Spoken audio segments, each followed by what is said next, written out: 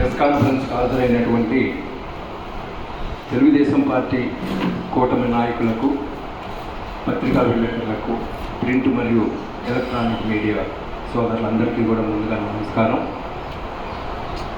ఈ press conference యొక్క ముఖ్య ఉద్దేశం రాజకీయంగా అధికార పక్షం ప్రతిపక్షం అనేది సహజం. అయితే అధికార పక్షం మీద ప్రతిపక్షం వాళ్ళు చేసేటటువంటి విమర్శలు కావచ్చు, వాటిని ఎత్తి చూపే నేపథ్యంలో అధికార పక్షం వాటిని తప్పని నిరూపించే విషయంలో సహజంగా పోటీ పడటం అనేది రాజకీయాల్లో సహజమైన లక్షణం రాజకీయ పార్టీలకి. అయితే లేనటువంటి సత్యదూరం అయినటువంటి వాస్తవాలకి భిన్నంగా ఉన్నటువంటి విషయాలని ఏదో మాట్లాడి బురద చల్లి గుడ్డగాల్చి మేదేసినట్టుగా ఏదో మాట్లాడటం అని అంటే అది రాజకీయాల్లో ఎవరికి సహేతుకం కాదు. దీనికి అంతటికీ జరిగినటువంటి నేపథ్యం ఏంటంటే, నిన్న ఈ వేమూరు నియోజకవర్గానికి వైసీపీ పార్టీ తరఫున పోటీ చేసినటువంటి వ్యక్తిగా శ్రీ వడికోటి అశోక్ బాబు గారు నిన్న కూచిపూడిలో ఒక కార్యక్రమం, వైసీపీలో బాధితులుగా ఉన్నటువంటి ఒక 5గురికి వేమూరు నియోజకవర్గంలో ఒక 5గురు వ్యక్తులకి జగన్మోహన్ రెడ్డి గారు పంపించినటువంటి ఆర్థిక సహాయాన్ని 50,000 చొప్పున ఒక్కొక్కరికి ఇచ్చేటటువంటి నేపథ్యంలో నిన్న ఒక కార్యక్రమం పెట్టి ప్రెస్ మీట్ పెట్టి దాంట్లో ఆయన ఇష్టారాజ్యంగా మాట్లాడటం జరిగింది. దాని మీద ఈ రోజున ఆయన మాట్లాడినటువంటి మాటల్ని తీవ్రంగా ఖండిస్తూ ఈ సమావేశం ఏర్పాటు చేసుకున్నాం. నిన్న అతను మాట్లాడినటువంటి మాటలకు సంబంధించినటువంటి దీంట్లో ప్రస్ఫుటంగా నా పేరు మెన్షన్ చేసి బట్టిప్రోలు మండలంలో కోడి పందాలు, పేకాటలు, గుండాటలు ఇంక ఇట్లాంటి ఏయో నేను ఆడిస్తూ అవినీతికి పాల్పడి డబ్బు ఆనందబాబుకు కూడా ఇవ్వకుండా మొత్తం నేనే తోసేస్తున్నానని చెప్పని ఒక ఆరోపణ చేశాడు.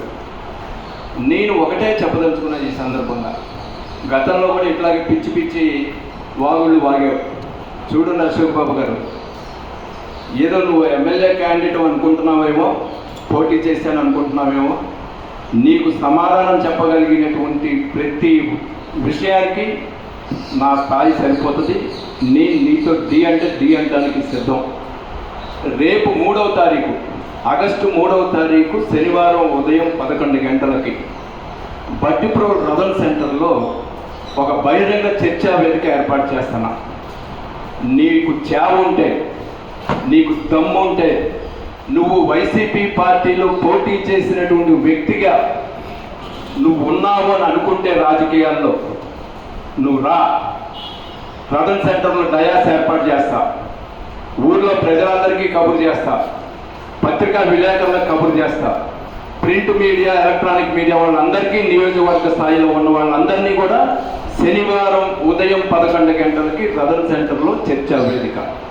నీ దగ్గర మగతనం ఉంటే, నీ దగ్గర దమ్ము ధైర్యం ఉంటే, నీవు చేసినటువంటి అవినీతి మీద నీ దగ్గర ఉన్నటువంటి సాక్ష్యాలు ఆధారాలు ఏవైనా ఉంటే తీసుకుని రా. మేము బహిరంగంగా, మేము మా పార్టీ తరఫున, మా కూటమి తరఫున ఉన్నటువంటి నాయకులు, కార్యకర్తలు ఆ రోజు ఉదయం 11 గంటలకి రథన్ సెంటర్లో హాజరవుతాం. ఇదే పత్రికాముఖంగా నీకు ఛాలెంజ్ ఇస్తున్నా. ఈ ఛాలెంజ్ని నువ్వు స్వీకరించలేకపోతే రాజకీయాలకి నువ్వు అన్ఫిట్గా భావించి పక్కకి వెళ్ళిపో. లేదు నీవు రాజకీయానికి ఫిట్ పర్సన్ అనుకుంటే ఈ చర్చా వేదిక రా. నీ మగతనం ఏంటో చూపించు. నేను చేసినటువంటి అవినీతి ఆరోపణలు చేసినటువంటి వాటికి కట్టుబడి నీ దగ్గర ఉన్న సాక్ష్యాధారాలు తీసుకురా. నేను తీసుకొస్తా. నీ పార్టీ తరఫున, నీ పార్టీ నాయకులు, కార్యకర్తలు చేసినటువంటి అవినీతి మీద, ఉపాధి హామీలో 60 లక్షల రూపాయలు ఏ రకంగా దోచేశారో దాన్ని నేను ఆరోపణలు రుజువు చేయడానికి సిద్ధంగా ఉన్నా. గ్రామ పంచాయతీలో 2.5 కోట్ల రూపాయలు దోచేసి నాకేసి గ్రామంలో అభివృద్ధి అనేది లేకుండా చేశారు. దాన్ని నిరూపించడానికి నా దగ్గర ఉన్న సాక్ష్యాధారాలతో వస్తా. నేను కోడి పందాలు ఆడించానని కానీ, పేకాట ఆడించానని కానీ, లేదు ఇంకా ఇతరత్ర చెయ్యకూడనటువంటి పనులు చేసినట్టుగా నీ దగ్గర ఉన్న ఆధారాలుంటే రేపు శనివారం బహిరంగ చర్చకి తీసుకురా, కూర్చుందాం. ప్రజల సమక్షంలో నేనేంటో, ఈ గ్రామంలో నేను చేసిందేంటో, నా వ్యక్తిత్వం ఏంటో, నా పద్ధతి ఏంటో జనం మధ్యలో నిర్ణయించేద్దామని చెప్పని బహిరంగంగా విలేకరుల సమావేశంలో ఈ సవాలు విసురుతున్నా. నీ దగ్గర చావ ఉంటే నా సవాలును స్వీకరించు.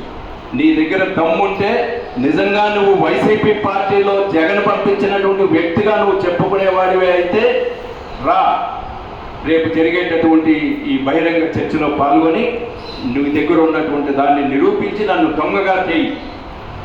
నువ్వు నిరూపించగలిగితే నేను రాజకీయ సన్యాసం కాదు, అదే సమక్షంలో ఆ జనం సమక్షం చూస్తుండగా ఉరి తీసుకోవడానికి సిద్ధం లేను.